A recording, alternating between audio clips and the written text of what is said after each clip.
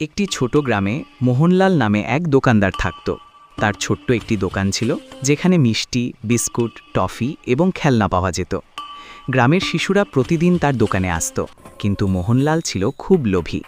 সে সবসময় জিনিসের দাম বেশি রাখত এবং মাঝে মধ্যে ওজনেও কারচুপি করত। একদিন একটি গরিব শিশু তার দোকানে এসে বলল, কাকু, আমার অল্প কিছু মিষ্টি লাগবে, কিন্তু আমার কাছে টাকা খুব কম আছে। মোহনলাল তাচ্ছিল্যের হাসি হেসে বলল, কম টাকায় এখানে কিছু পাওয়া যায় না, এখান থেকে যাও।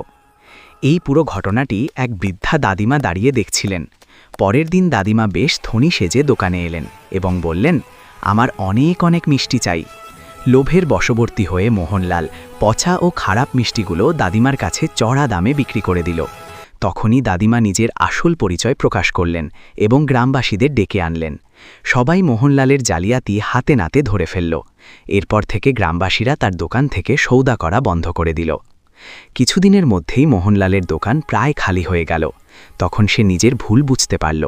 সে সবার কাছে ক্ষমা চাইল এবং প্রতিজ্ঞা করল যে এখন থেকে সে সততার সাথে ব্যবসা করবে। শিক্ষা: লোভ খুব খারাপ অভ্যাস, সততাই প্রকৃত সাফল্যের চাবিকাঠি।